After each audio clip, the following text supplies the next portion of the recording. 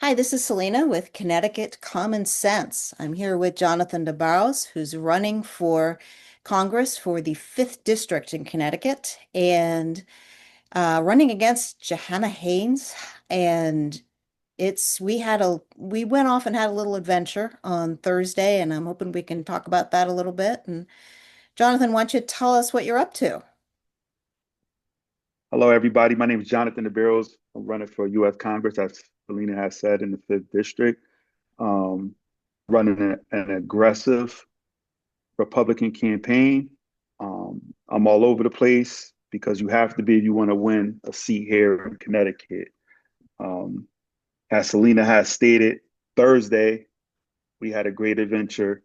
Um, I was invited to attend, and I'm looking down at the actual location where we were at. It was in Bridgeport at the Mayor's Initiative Reentry Affairs program, and this was about criminal justice reform, and I'm very passionate about that because of what transpired in my life.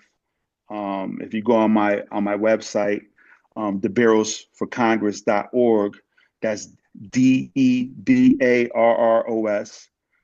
thebarrelsforcongress.org, you could read my bio on everything that I've been through. Um, I was formerly incarcerated for wrongful conviction. It was a self-defense case.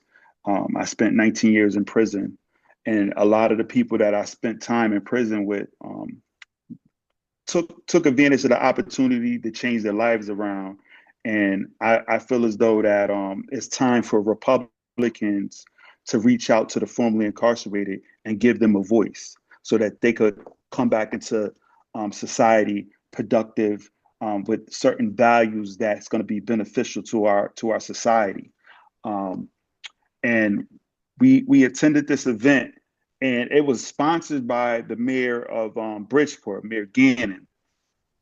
And I wanted to take the opportunity to go there because for far too long, the Democrats have monopolized this voting block. And I think that it's time for Republicans to start reaching out to the formerly incarcerated because in the state of Connecticut, unlike other states, people who are actually on parole can actually vote now. Doesn't matter if they're a convicted felon or not, they can vote in elections. And this is a voting block that's very important.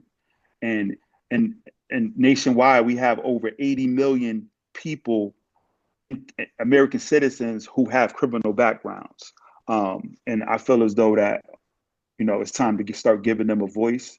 It's time to start giving them the resources that they need so that they could become taxpayers and contributing to our society instead of being tax burdens. Um, and I believe that that's going to be something that's instrumental in bringing industry back to the inner cities because we have to reduce the crime rate. And the best way to do that is to give people an opportunity instead of a handout. So that's something that we did in Bridgeport, in the city of Bridgeport. And we had people that was formerly incarcerated from all over the state that was there. So it wasn't like I was just talking to the people of Bridgeport. I was talking to formerly incarcerated individuals from the city of Waterbury, Danbury, New Britain, Hartford, and New Haven. And surprisingly, um, not too much though, but a little bit surprisingly, almost everybody that was there told me they was registered as Republicans. That was These very people that can't, interesting. That was very yeah, interesting, and I didn't expect that either. I thought that was very interesting. I yeah. wanted to add a So few things to what you were saying because in Connecticut, we have. I was very moved by what the men were saying, and mhm, they were so interested. So this program it was about these men had gone through a training in order to be able to do hospice because people die in prison and somebody needs to be there to take care of them. And so what they had done is they had gone through a hospice training program. And mhm, I think this from the research I did, it looked like this is actually a national program. It isn't specific to Connecticut, but it started in mhm, Connecticut about 25 years ago. And the mhm, recidivism rate for people who've been in that program is zero. In Hmm. Connecticut, on average, it's 50%. And every time Hmm. somebody goes back to prison, that is that's $50,000 a year on the Connecticut Hmm. taxpayer. And if we can keep Exactly. people from, if we can make sure that people have a life and having a job and having employment and having, this is how you have a life. You start to contribute to society and you make sure that your life is better and that your children's lives are better. And, there were Exactly. a lot of people there who had kids, Yes. want better for their children. Exactly. Exactly. We got to break the cycle. I Yeah. mean, too many of us we have parents that were incarcerated, uncles, older siblings that went through the same cycle, and it's time for us to break it. I mean, you know, I don't have any children of my own. Unfortunately, my wife lost our son when she was 5 months pregnant. But the kids that are out here, I look at them as they're all of our kids. It takes a village to raise a child. We have to be responsible as adults, and especially people in leadership positions, to understand that all of the children in America belong to us, right? They belong to us in one way or the other. We should always look to be a role model and an example to teach these kids, right from wrong, and lead by example.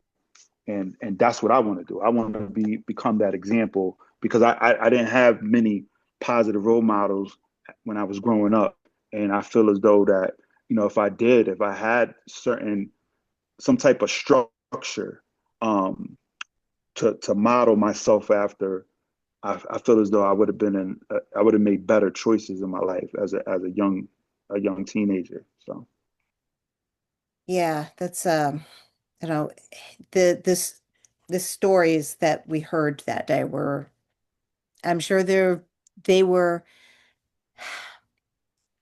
tragedy is never, it's not something that's easy, obviously. mhm, But mhm, tragedy in our lives, ideally, we grow up and we have some of the tools to deal with it. But if your mhm, childhood is tragic, it's very hard to pull yourself back out again. And President exactly. Trump has some good programs that he is promoting. And you were in Washington recently, and Yes. that's so he's got some interest. Why don't you tell us about some of those programs that he's offering? Well, President Trump, even during his first term in office in 2016, he was talking about, criminal justice reform. That was very important with his administration. The First Step Act, Second Chance Act. He released, you know, a lot of people that were some serving life sentences for nonviolent drug offenses Hmm. because of the 1994 crime bill that was passed by then Senator Joe Biden and Senator Strom Thurmond. And that, where they made 5 grams of crack equivalent to 500 grams of powder, cocaine. Right. Um, and crack cocaine, was predominantly in the urban communities. And the boardrooms in Wall Street, these people had, you know, Had powder. they were sniffing coke. Yeah, they had powders. And Um, chemically, and, they're not different. They have the no, they're same not effect on the brain. exactly There the was same no effect on the reason for brain. that. Exactly, exactly. And even crack cocaine is actually um, it's mixed. It's mixed with baking soda. Like it's a water. It's not even pure cocaine. Hmm. And it's mind blowing that the general public, but they did this intentionally because you seen the zombies, people that was cracked out of their mind when crack first hit. So it was scare tactics um, during that time period in the 80s when crack cocaine was first introduced to our society. Um, so people were frightened by it, just as they are today with this crank or whatever the stuff they got going on with the fentanyl. And these people are Fentanyl, looking, yeah. yeah, they're looking terrible. But like you said, chemically it's the same. And the people who passed these laws, they knew that. And unfortunately, a whole generation of African Americans had to pay the price 1.5 million um, were incarcerated because of these laws. And some people, like I said, they lost 30 years, 40 years of their lives for a nonviolent offense. And Donald Trump is trying to make that, trying to right those wrongs with the First Step Act and the Second Chance Act, and he's actually even helping people to get their pardons. One of them was Alice Marie Johnson, an African American woman who spent 23 years in prison, and she petitioned the Obama administration 2 times for her release. She was serving a life sentence for a nonviolent drug charge, her first offense ever. They hit her with a life sentence, and they refused to release this woman out Wow. of prison. Yes, Wow. Okay. yes they refused to let this woman out of prison, and then Kim Kardashian actually advocated for her Hmm. and went to President Trump, and the Trump team looked into her case and they gave her a full pardon. They released her from prison and gave her a full and absolute pardon. And he actually appointed her. She's part of his administration now. Really? She's Wow. Yes, she works. Yeah, she works for the Trump administration. She's his pardon czar. So Oh. her job, her function is to go through people who are currently incarcerated, go through their cases and Hmm. find the ones that are deserving of receiving the same um, opportunity that Trump granted her. And Wow. she's doing a phenomenal job of doing that. So, yes, Wow. Trump is definitely That doing is his not thing. something you hear on the news. Even like you just don't hear that. You just don't hear it. Yeah, but it's done intentionally. They don't want to, just like me and you, we attended an event in Hartford protesting the chemical diquat Yes. um, that they was putting in our water to basically kill off the hydrilla plant, an invasive species of plant, which is it's a weed that is affecting the water and the marine life. And come to find out that this chemical is like a pesticide, is more dangerous than the actual plant that is trying to kill off. It's poisonous, and it was banned in the UK. Um, Traditionally, environmental issues is not something that a Republican would be concerned about. Mm. When my thing is, this is something. It's not a partisan issue. This is a Shouldn't human be. rights issue.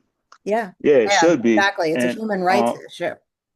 yeah, so I went to this event in Hartford to stand with the people that was trying to protect our environment, protect our waters, and I had an interview with Fox News, as you did, Hmm. and they refused to air what I said, and the only thing I stated was the facts. Yeah. And because I'm an African American man, I'm a Black American man um, with a MAGA hat, which is "Make America Great Again." That's something that everybody should want. This slogan is, you know, it's been coined by President Trump, but really it should be coined by every American. It Um, doesn't belong to him. It belongs to it us. doesn't. It belongs to us, to the American people. And because I had this hat on, or because I'm an African American man that's standing up for the environment, I don't fit the narrative of what an environmentalist um, protester or supporter of the environment should look like, right? They want Yeah, to they put should us look all in like these me. boxes. They Yeah, look they like should look me. like you. Yeah, they look like you. So Yeah. they aired your story. Yeah, they They aired aired mine. you online. Yes, Right. because you fit that narrative. You know Yep. what I'm saying? So my thing is, which I wasn't offended. It's just we Hmm. know that Fox News in Connecticut is not for the people. Um, their job is to spread misinformation the same way CBS and NBC and CNN, they all do it, right? They just playing this little political pawn game between us to keep us divided and distracted. But you know, we got control right now of our own platform. I'm running a grassroots movement. That's why I support people like you, because you give us a voice and you're very instrumental um, in this. You're a freelance journalist. You document what's going on. from the ground up. And without people like you, our voices can't be heard. So I applaud and I salute you for everything that you do, and those like you. So it's very important. Thank you. You're welcome. And I'm going to throw a little shout out, which I often do, to the Connecticut Sentinel, who published my piece on that, and which is not actually under my name, but that's okay. I didn't want it that Yeah, way. We had that conversation. It could have been, it wasn't. yeah, Um, yeah. But but but thank you. Yeah, thank you, Connecticut Sentinel. Thank you for the great job that you all are doing there. I love Bob Murphy. He's a great guy.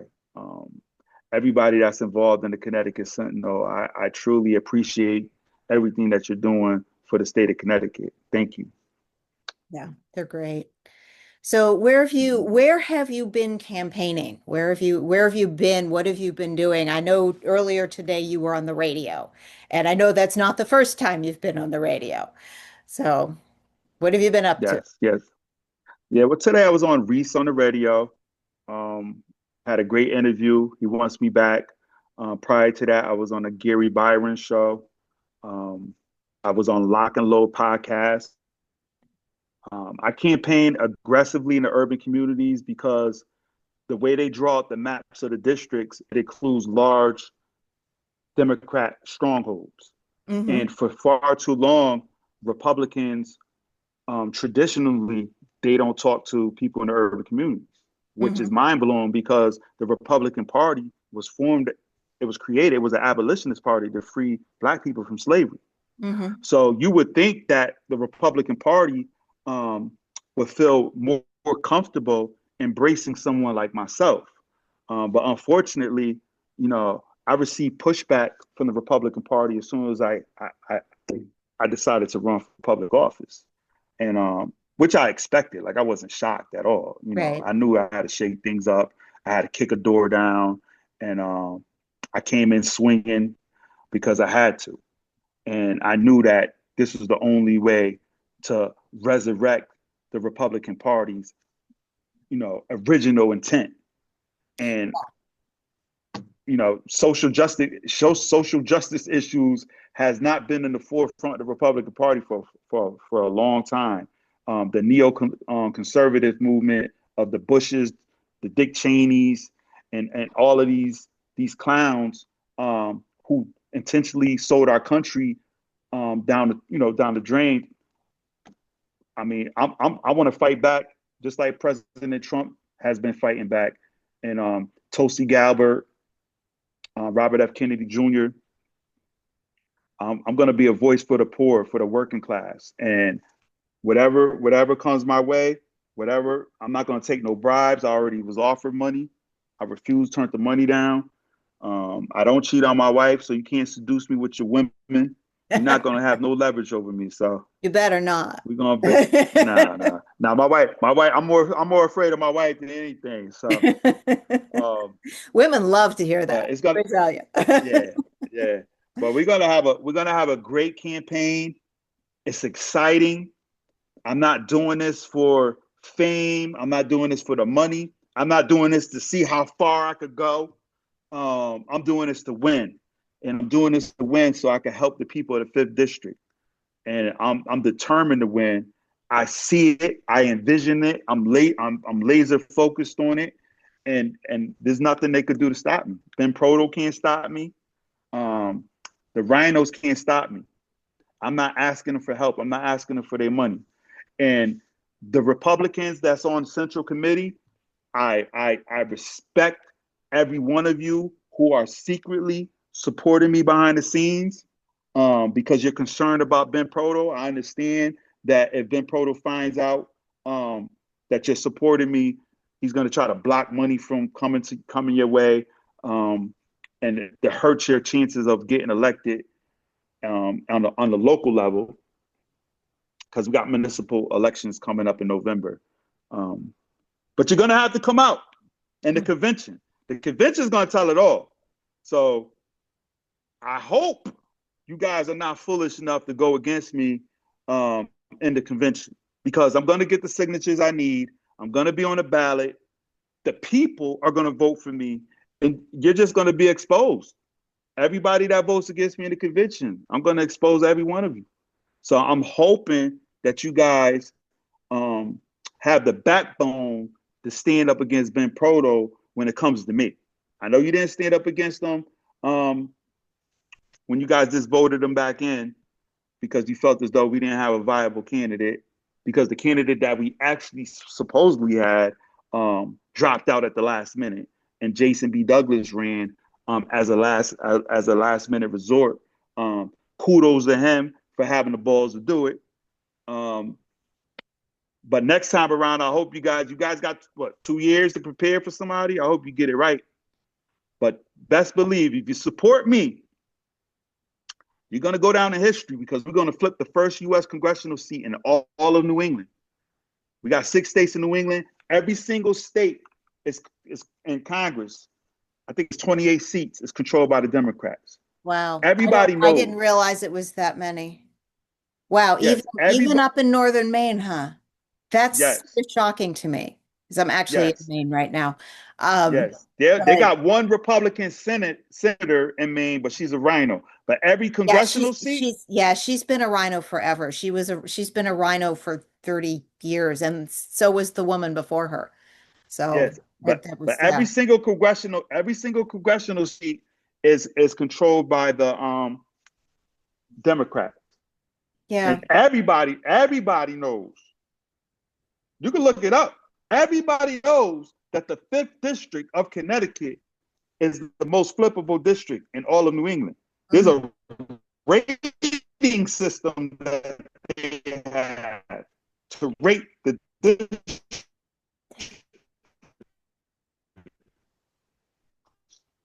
and my district is in any other district. And that's why I'm gonna get you. It's called the Cook Partisan Voting Index rating. Huh? My Cook Partisan Voting Index rating is a D+3. It is the least Democratic district in Connecticut. I Okay. had the best chance out of everybody Okay. that's running to win. And the Okay. only reason why George Logan wasn't able to do it, the first time he ran, he only lost by 2,000 votes. And he did absolutely zero urban outreach. The Wow. reason why he didn't, Was the only that reason what why he year didn't, was that? What year was that? that was the 20 Was that was that 2020 or was it 2022? 2022. Okay. So 2022. the other question is, we need to have the voting rolls cleaned up Oh, because for sure. yeah, because we have in the state of Connecticut, there is an organization that has been looking at the voter rolls. Actually, we've got two organizations, and I interviewed one of them a couple weeks back, so that's on the podcast. Um, Hmm. but the other organization that did that is called United Sovereign Americans, which I think they actually just changed their name, but the website's USA 4, number 4, Hmm. freedom.com. Hmm. And Hmm. they went through the states and they finally issued a whole bunch of scorecards for different states. Connecticut had it was 58,000 more votes that were recorded, that the Secretary of State said there were 58,000 more votes than were actually in the voting records. So I was like, okay, so we have that was 2022. So yeah, so maybe we don't know if he won or lost. We don't actually know. Trump won. They robbed President Trump. Everything that he was saying, he was speaking the truth, and it's gonna come out. They're getting all the information. Best believe Trump and his administration is not going to tolerate this next election that's coming up. Mm-hmm. Best believe they got everything in place. And from what I heard, Mm-hmm. I can't talk about it right now. But Nope. from what I heard, they coming to get some people before real soon. Yeah, and Trust that. I They got imagine and there's some timing involved here in terms of, yes, you know. Connecticut is on top. Trust me. I heard it's 10 states. 10 states. They coming, they come, they coming to kick in some doors. They coming to get you. I ain't Awesome. gonna tell you when, I ain't gonna tell you who, but I heard, Mhm. and I heard from reliable people, they coming to get y'all. So Okay. when they come get y'all, trust me, it's gonna scare the living crap out of everybody else that's been doing this all this time because they ain't trying to go to jail underneath the Trump administration and the Cash Patel Justice Department. Uh, Best believe they're gonna clean this up. It's gonna get cleaned up. And Ben Proto, I'm telling you, everybody, listen to me.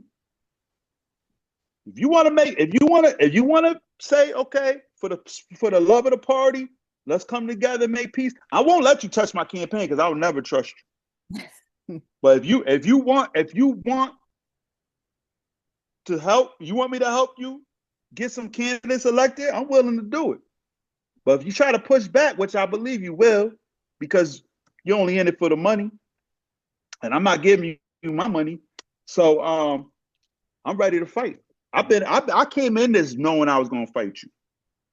I knew I was going to fight the Democrats, and I knew I was going to fight the Rhinos. So I came in here well prepared. I'm not delusional, so mm, I'm ready to fight. And I got people behind me that's supporting me, and that's why I've been going outside the state, gathering support outside the state as well. And we ready. Whatever y'all got for me, let's go. That's why I put everything. I put all my cards on the table. Everybody knows my story. I have nothing to hide. Whatever you want to dig up from 30, 40 years ago, knock yourself out. Knock yourself out. Because Johanna Hayes, no, I know her too. I know the real Johanna Hayes. I'm not gonna play dirty, Johanna. I'm not gonna do you dirty. I'm gonna attack you though on your voting record. I'm not gonna dig up 30, 40 years of your past. But if I when the can't I can't believe that I was happy that she voted for um was it the Lake and Riley Act? I think it was, and then went back and said, "Oh, I'm really sorry I voted for that." she changed her mind, no, she's Yeah, crazy. You know the one good thing she did, she said she regretted doing yeah. I was like, because they told you know why when you get emboldened, they mm, was emboldened because they probably was giving her all types of flack for voting for it anyway. And mm, then they pressured her. They pressured her into going and saying that she went against her own common sense and mm, say, you know what, I regret voting for that. So mm, now I'm going to go after you. I'm going to go after you for Lincoln Riley and everybody else that died because of your policies. yeah. Jan Hayes, you can't come after me for my past because you know I know everything about you, everything, everything, everything. So you know. I know you got a diaper. I know you're gonna have to explain yourself to Christopher Murphy why you're not fighting me the way you fought George Logan. But let's keep that between us until that dark money come and they make the fatal flaw of running some crazy ass ads trying to pay me out to be something that I'm not. So we gonna win the seat. I Jan Hayes, the best thing you could do is just bow out and just say, yo, take your 3 terms, bow out gracefully, and go somewhere else. Mm, That's what I would suggest you do because you know the dark is gonna come, and you're gonna have to explain. Please don't run that ad because he's gonna. Jan Hayes, you know I know. I'm sure Christopher Murphy know too because he knew when he picked you. yeah. You're his Well, rubber stamp. yeah. Yeah, So we got some interesting history here. I just watched a very interesting video by Trevor Loudon, who mhm. he's one that I was thinking, oh, it'd be fun to have him on the podcast. Because so for those of you who don't know who Trevor Loudon is, he's a guy from New Zealand. He settled in the United States, and he goes looking for communists. And he's written a bunch of books about the various communist connections and with different um, legislators in different states. Um, Connecticut is a pretty deep well for that. The Communist Party's been active here for a very long time. We're right next to New York. So, Yes, any spillover, it's like anybody who didn't want to live in New York moved out here. Yay. We yes, have a beautiful little state here. What's not to love? Uh, yes, exasperated yes. noises. Um, yeah, so and she was on his list. So, and she's in his book for that. So, and all of our federal level representatives are, and he also mentioned some of the state level folks. And so yeah, it's a deep well here. And so there's that, and then there's what you know, and so yeah, there's a lot of it's messy here, but No, we're it's messy. probably not Messy. that unique. No. One thing I could say, Hmm. even though I'm telling Jane Hayes, I'm not gonna, because she got kids, she got grandkids. Mhm. I'm not gonna go too deep. I'm just letting you know I'm not gonna lose this race. And if you come at, if you punch low, I'm gonna scoop you up and throw you on the ground, and I'm gonna reveal all your dirt. I'm letting you know, because I'm winning this seat. There's no way in the world I'm gonna lose this seat to you. There's no way. I'm not giving up. And Ben Proto, whoever you send after me, I'm telling you right now, I'm gonna get the signatures. If you could trick the RTCs into going against me in the convention, the people are gonna support me. That's who's gonna support me because they're tired of losing. And you went too far. I never seen Ben Proto at the state capitol when I was up there standing with the homeschool parents. I Mm. never seen him up there when I was up there protesting them, trying to keep boys out of girls' sports. Mm-hmm. Jahina Hayes voted in Congress against a Republican bill, which would have made it a requirement, a mandatory requirement to get parental consent before you could even talk to a child about gender affirming care. Every single member of Congress that's a Democrat voted against parental consent. Why? Why? Why wouldn't, if you need consent, a child can't even get a tattoo. Mm-hmm. An underage kid can't even get a tattoo. So, because it's such a life changing thing, right? Right. To get a tattoo, Right. right? But yet, a minor can decide whether or not they want to chop their penis off or bond their breasts. That Yeah. yo, this is great because it's more profitable. They're making money, Oh, they make a right? ton of money. There's They so make a much ton money. of, Yeah, yeah, they're yeah. yeah, Puberty customer for blockers, the life. surgery, yes. Customer for Customer for life, life. exactly, exactly. And I'm gonna fight you tooth and nail. You're gonna have to kill me to stop me because I'm hard to kill. Trust me. I know you killed that girl in that hotel room in Danbury, but you ain't gonna get me like that. Believe that.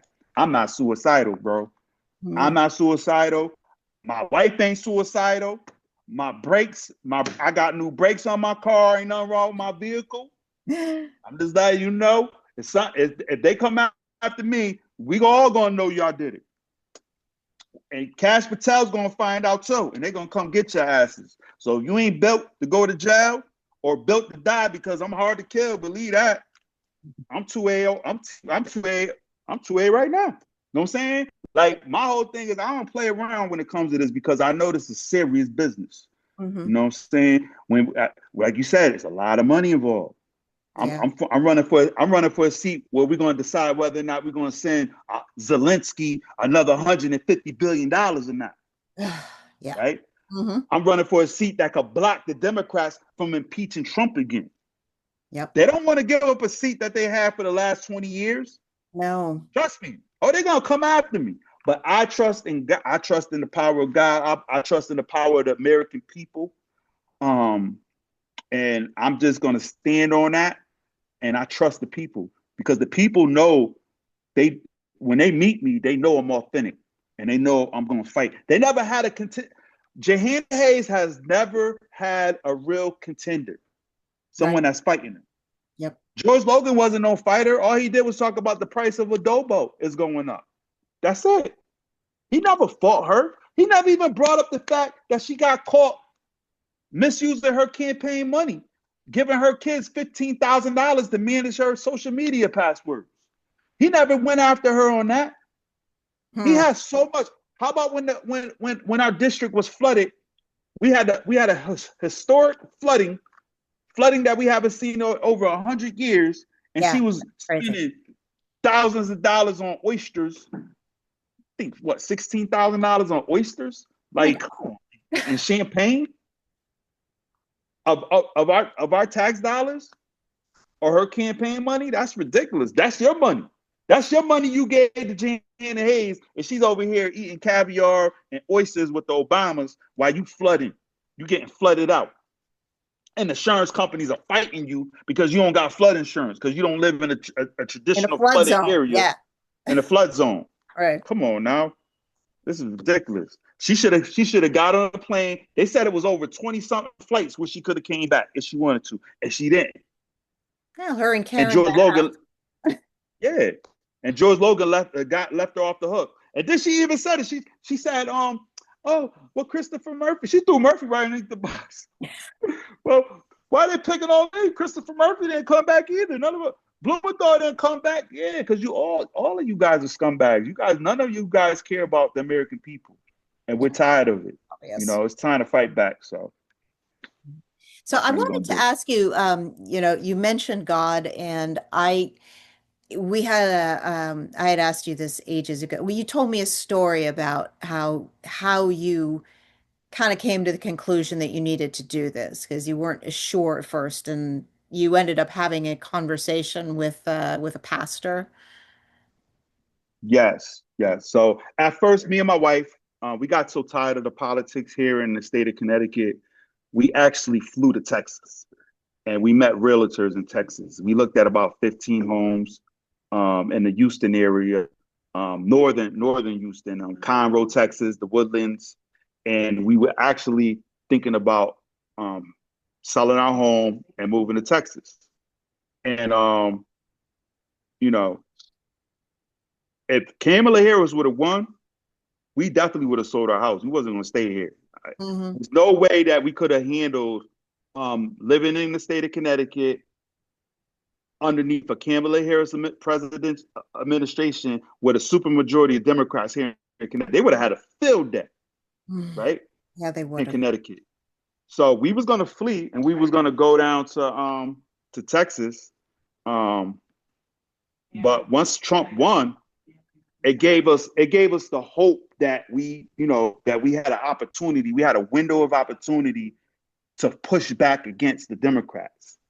So I decided, that I wanted to run for public office. After, speaking to some of my coworkers that I work with, the state, they put the idea in my head, was like, John, you know what? Why don't you just run? Because I got tired of George Logan, and I got tired of just watching weak candidates not really pushing back the way they needed to do to actually win an election.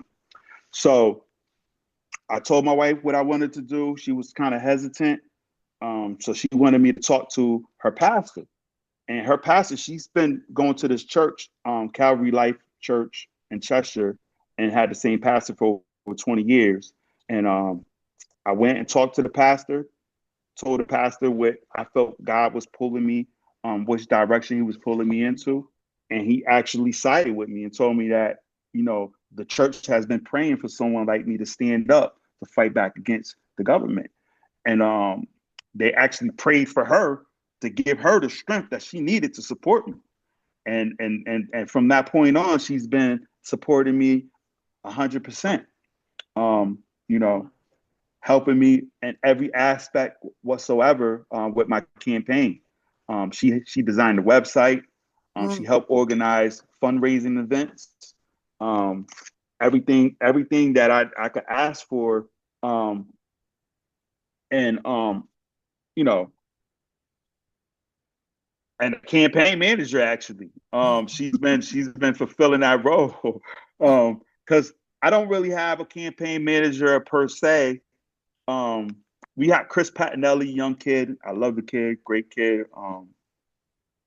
He's a 17-year-old kid. He's 18 now, but we picked him up when he was 17 years old. He's from the Trumbull area, and I read a story about him when he fought his school because they had a bulletin board in the hallway dedicated to Kamala Harris, and he wanted equal representation. He wanted one with Elon Musk and Donald Trump, and the All right. school was saying it was too controversial, and but he fought him, and he actually won. He Good won. for He won him. his case. Yeah, and he was all over the news, and he actually was invited to Turning Point, um, you know, some of the Republican award events honored him Hmm. for him standing up. And I met him at an award event. Um, that Lori, a good friend of mine, Lori, she had hosted in Nespoli. She hosted an event in dedication to Trump and also conservative Republicans that were actually pushing back in the state of Connecticut, and he was there. And I met him in person. We was already actually friends on Facebook, on social media, and he we took a liking to each other. And he asked me, if he, if I had a campaign manager, and I told him no, and I said, you know what, I think it'd be a great opportunity for you to come along and help me out with my campaign, because you need younger people, right? You gotta. Yes. And Yes. he worked on Bob McGuffrey's campaign. Hmm. Bob McGuffrey was Trump before Trump, I like to say. He Hmm. was one of the founders of the Tea Party of Connecticut, Hmm. and he was running against Jim Hines out Hmm. there in Bridgeport in District 4. Right. And he helped to campaign with him for him, door knocking and organizing for him. And I knew that he would be a great asset to my team. Um, but being that he's young, I couldn't give him full reign, Hmm. to my campaign, obviously. But he's still very involved, behind the scenes working with the campaign. Hmm. And he just graduated from high school, and I look forward to seeing the great things that he will be contributing to the state to Connecticut for years to come. So that's how that's the testimony right there as far as my spiritual pull in this direction, you know. And like I said, I feel this. I can't sleep. Sometimes I don't eat. This is on my mind. I'm obsessed with this. Hmm. I, I have a deep obsession with beating Johanna Hayes and helping the people of the Fifth District. And I feel a gravitational pull, and the energy is attracting all the right people to me. Mm. I just had a very powerful meeting with Pastor Jake Dell out of Woodbury last evening, in Woodbury, with members of his congregation and his supporters. We had a it was like a Bible study and a prayer gathering, Hmm. and I was questioned by several members of his congregation about my affiliation with Freemasonry. Hmm.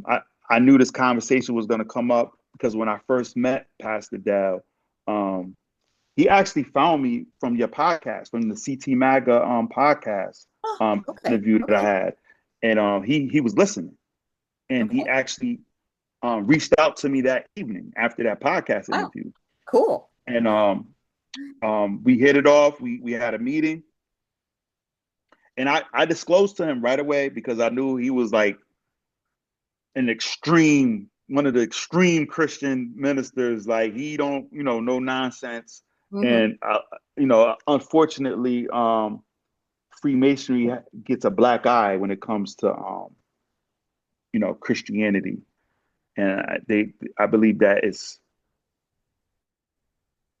you know, it's misrepresented to to Christians intentionally.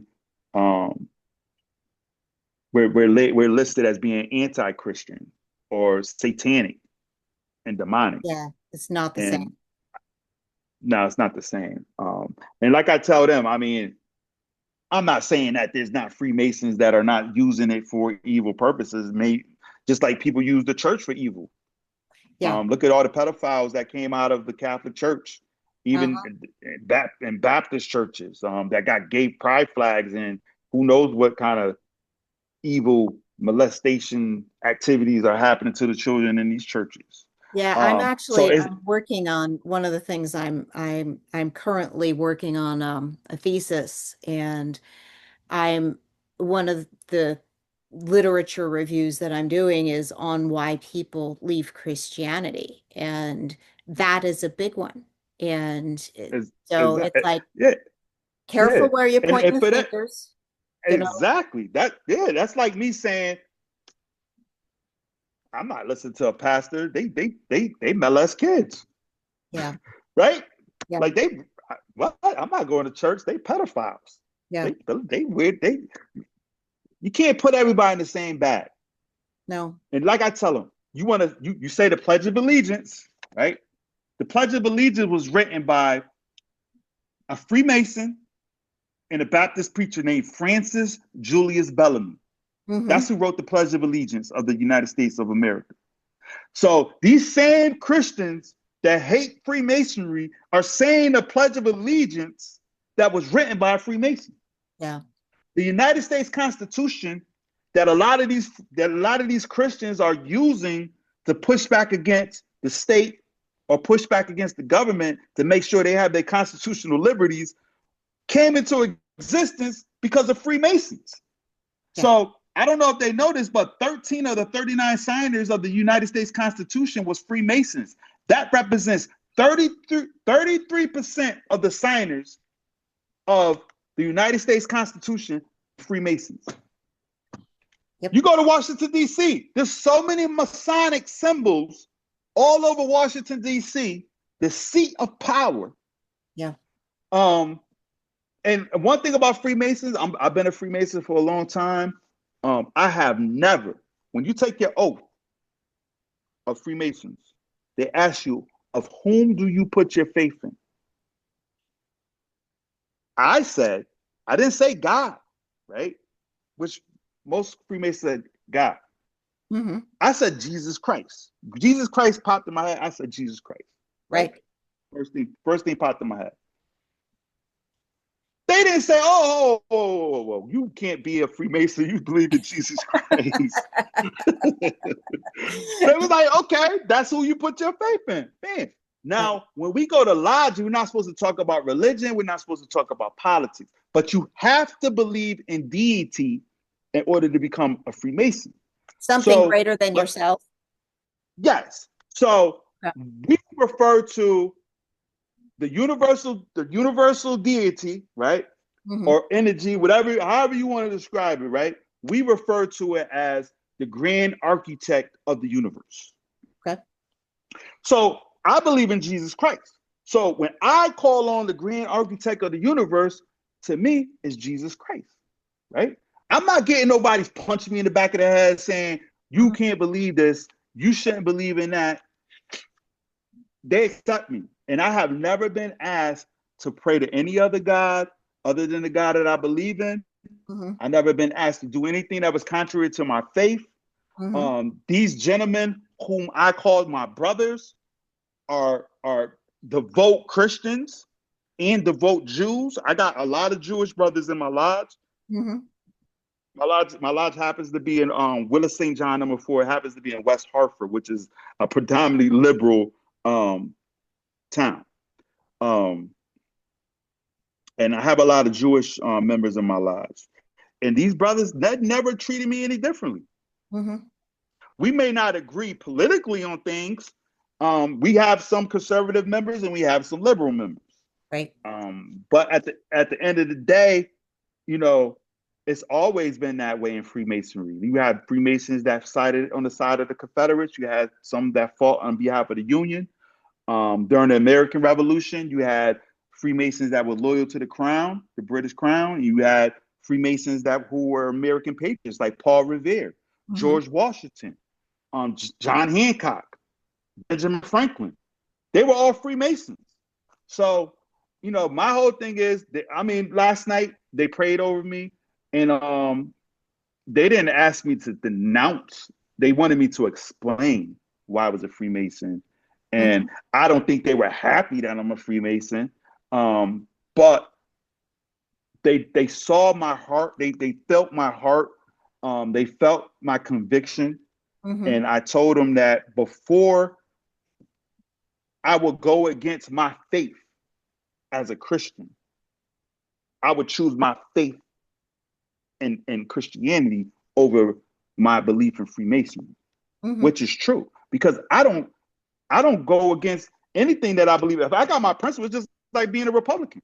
Right. I'm not going to go into Congress and vote the way they tell me to vote Mm-hmm. because I'm a Republican. I'm going to vote because of what the people of my district wants me to vote for. Like I'm not going to go along with the program because I gotta be a Republican. That's why I don't respect Jana Hayes. Like you did right by voting for the Lake and Riley Act. Yeah. You should have stood on that. Yeah. But then you went against it because you felt the pressure from your party. I don't fold under pressure. I don't. Because I know one thing, all I got to do is just go back to my constituents and say, listen, they're trying to put pressure on me to vote for this. How do you guys feel about this? You're going to tell me, no, we don't want that. Okay, I'm going back to Washington, D.C., and I'm going to stand on that. You know what I'm saying? Regardless of what they do, whatever game they want to play, they could play it, but I'm going to expose the game. Awesome. And I hope that the people in my district will still support me. You know, look at if you study the likes of from Texas, what's my boy name? He used to be a libertarian. Ron Paul. Okay. Ron Rand. Paul. Yeah. Yeah. No, You got is Rand he Paul, you got the Kentucky? father, Ron Paul. Ron Oh, Paul. Ron Paul. Ron Yeah. Paul's the Yeah. dad. Yeah. Right. So I watched him on the Liberty Report, right? On Rumble. Mm-hmm. This guy, even though he was a registered Republican, he didn't go along with the program all the time. He Mm-hmm. spoke out about a lot of things that Republicans were silenced about. That's what I'm gonna be. I'm gonna be that guy. Like Yeah. I'm not going along. I'm not going along with the program just because everybody else is. Mm-hmm. I'm not like everybody else, and I think that's why I'm going. That's one of the main reasons why I'm going to win this election because I'm not playing their game, and I'm asking. I'm going to the Democrats. Listen, conservative Democrats, Democrats with common sense. You don't want your 7-year-old to be taken by DCF because your 7-year-old boy says, my teacher told me that I'm trapped in the wrong body, mommy and aunt or daddy, and I want to be a little girl. Yeah. And because you don't want to affirm his identity as a girl, DCF could say that's child abuse and take your kid from you. Or the whole vaccine I, thing. Oh, you don't want to vaccinate the, your kid. yeah, we'll take your kid because you don't want to vaccinate or your kid can't go to school. This is crazy, man. The things that they doing, taking the rights of the parents away. I want to empower the parents to have the power. So if you're a Democrat and you want to have more authority over your kids than the government, vote for me. If you're unaffiliated, you don't like the Democrats or Republicans, register as a Republican to vote for me in the primary because they're going to primary you. And you Yes. can't vote in a primary unless you're registered as a Republican to vote for me in a primary. So if you want to change your affiliation after I get elected, go right ahead. Play the game. You know what I'm saying? But I need you. I need everybody. I'm talking to everybody. Listen, I got something on my campaign. I'm giving to the people that's concerned about the environment. Democrats, you want social justice issues? I got social justice issues. So does Trump. Because Trump used to be a Democrat. Then he was an independent, now he's a Republican. Yes, he You know what did. I'm saying? Trump, There's a yeah, lot of Trump people ain't on run. the team there that used to be Democrats. So, Exactly. Listen, man, we got our own movement. We're not that old, washed up Republican George Bush era is over. yeah. It's done. They don't win. That's been Proto's era. The John McCain, Hmm. um, that era of doing things, doing business in this state is done. It's over. I'm bringing life to the Republican Party. I'm calling on Democrats because you ain't got no party no more. The Democratic Party is done. It's finished. So join me, join my campaign. I'm not a traditional Republican. I'm not a polished politician. I'm a blue collar worker. I'm an electrician. I come from a construction background, right? I was formerly incarcerated. I understand what it feels like to get back on your feet and have doors closed in your face because of your past. I'm going for people that was formerly drug addicts. Come on. Come on over here. I'm gonna give you the encouragement that you need to stay off of drugs. People that were selling drugs. I want to give you opportunities so you never have to go back to that lifestyle. I want you to partake in what America has for us. I want it spread across the board. I want everybody to have a seat at the table. I want everybody to have a voice in Washington, D.C. If you're concerned about the environment, I'm gonna be on your side. You want to protect the eagles, you want to protect the water, you want to protect the air. I'm for you. Listen, let's talk. Let's talk to each other. That's the thing. They don't want us talking to each They other. don't. That's why they Yeah. gotta put us all in these boxes so that we don't communicate with each other. Yeah. I want to talk to everybody. I want to talk to the Democrats, the Independents, the Republicans, the unaffiliated people. I want to talk to you. We may agree on 10%. It's better than nothing because Democrats ain't We listening to you at spend all. so much time focusing on like what's wrong with the other side. Let's talk about what we have in common. What's actually Exactly. important to people. And it matters how we get there. It's not like you don't just wave a magic wand. It's like it matters how we get there. And we can negotiate that. That's why everybody loves the president right now. Well, not everybody, but it's Yeah, because exactly. he knows And how and to and it, negotiate. yeah, and I don't worship Trump. Believe me, he might say some shit. He might say something tomorrow that I'll be like, I don't agree with that. Yeah. I don't agree with my wife on everything. I don't agree with nobody. If you agree with somebody on everything, you're There's a freaking problem. you're That is a that's a problem. problem. You're in a cult. You're in a cult and you're Yeah. brainwashed. Yeah. So that's not me. So I think we're good. Do you have anything else you want to add before we say goodnight?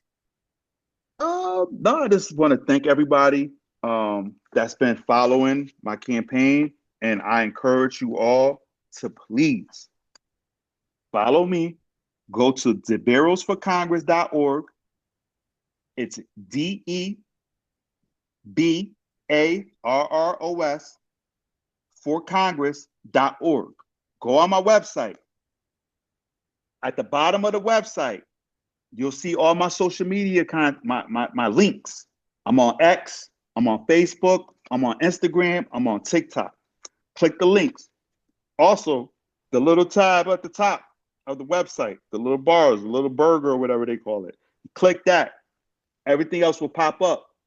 The district. I got 41 cities and towns.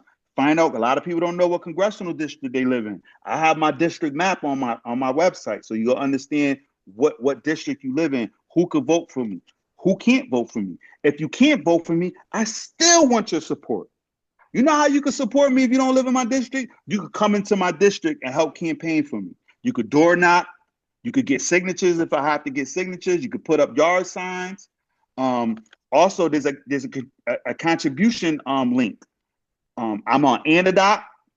I'm also on WinRed. You can hit the link button right on my website and you could donate. I'm not asking for much. I know everybody's struggling to try to put food on the table. You could donate $10, $5, $20, $25, $50, whatever you could donate. Every little bit counts. If I get 1,000 followers and everybody donates $10, that's $10,000. What am I using it for? I'm using the money for to travel outside the state, to meet with people, to try to bring the PAC money back to the state of Connecticut. When George Logan was running, he raised $3 million. At the end of it all, after the last debate that he had with Janina Hayes, they realized that he was tanking his campaign on purpose. He wasn't fighting. So they took $600,000 away from him in ads because they wasn't going to waste the money on somebody that was going to lose. And they brought the money to a different state. That money has never returned. I'm going to bring the money back. But I need money from you to help me to do my job. I got 41 cities and towns. I got over 723,000 people I got to reach.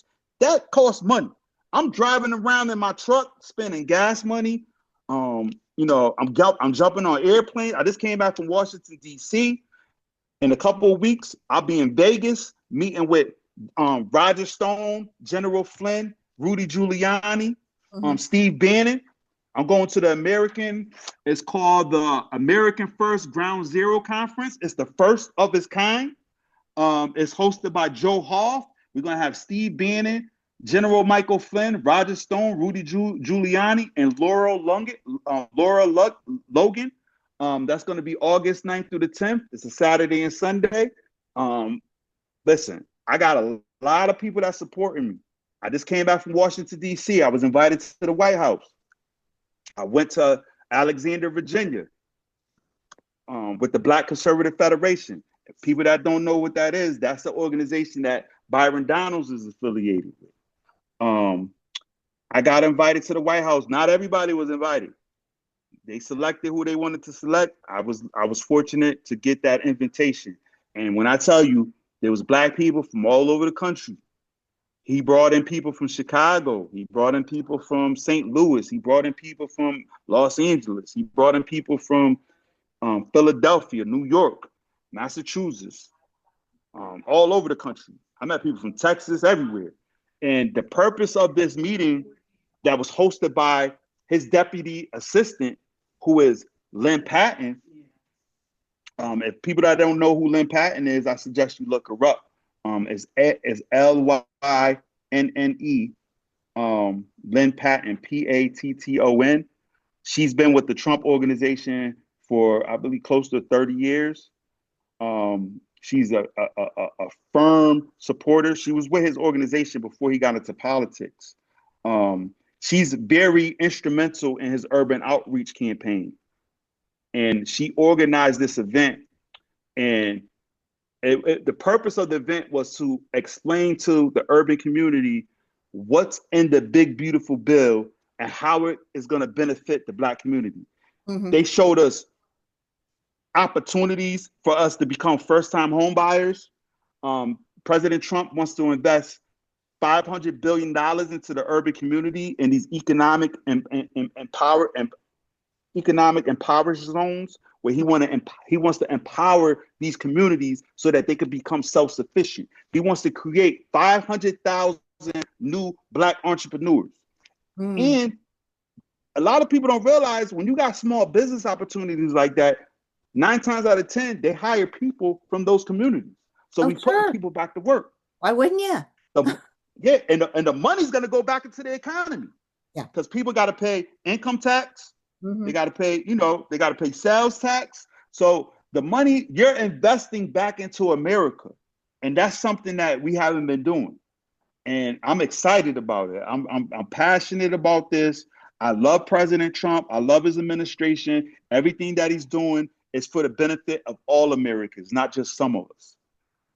And I fight, and I best believe I fight in the Black community over this because they've been indoctrinated to believe that President Trump is a racist and that the Republicans are racist, and they have no clue. I go places where I'm the only Black guy in the area, and I get so much love and so much support, and it's sad. It breaks my heart that that these people are being misrepresented as being someone that's going to be harmful to the Black community, when the real harm is coming from people like Johanna Hayes and Christopher Murphy and William Tong and Dick Blumenthal. These are the people that are destroying the Black community. And I'm going to fight them tooth and nail to stop them from destroying America, not just the Black community. I'm fighting on behalf of the farmers. I'm fighting on behalf of our veterans. I'm fighting on behalf of our law enforcement officers, because I'm firmly in support of police. Best believe that, because that defund the police crap, that's not going to fly with me, because I know the reason for that is they want to destroy our constitutional republic. Yes. They want to get the police out of because our police are our neighbors, right? I got family members that are law enforcement. My nephew is a Wilmington, Massachusetts police officer, and I love him and I'm proud of him. My brother-in-law is a Waterbury police officer. A good family friend of ours, Q Meyer, is a Waterbury police officer, and I love our law enforcement. They do a great job, and we have to support our local law enforcement. It's very important. And it's very important for our local law enforcement officers to uphold their oath. When you take an oath to defend the United States Constitution from both foreign and domestic enemies, the domestic enemies are people like William Tong. The domestic enemies are people like Christopher Murphy that are telling you to do something that's unconstitutional to your fellow Americans. So stand on that. Lose your job if you have to. Go to jail if you. They're gonna have to. I'm good to go. I'm ready to go. You want to put me in jail? Put me in jail. You want to kill me? Try it. Try it. I'm not backing down from y'all. You know what I'm saying? So let's go. I'm not afraid to go to jail. I've been there. Did 19 years in jail. You know what I'm Mm. saying? But I'm gonna go to jail this time. If I gotta go, I'm going on behalf of fighting to defend our United States Constitution. I'm gonna defend the country. So if you communist leaders that are currently governing our state, if you want to take me to jail, let's go. I just hope that the American people don't just them take me to jail. I hope you go to Washington, D.C. to get Cash Patel to come back to get me out and fight back. Fight back. That's all I could say. Don't let my sacrifice go in vain. You know what I'm saying? Because that's what it's gonna come down to. They're gonna start putting Christians in jail. Anybody that's going against the government and speaking truth to power, they put Jesus in jail. You know what I'm saying? They put everybody that was in the Bible that fought against the government, they try to kill them or put them in jail. So if you think that they're not going to try to do something to me for standing up against them, because I'm the first opposition they had in freaking over 20 something years, maybe 50 years. So thank you for your time. It's been Thank great, you for your John. support. Thanks for being here. Thank you. All right. Talk to you All right. soon. Good night, everybody. Good night.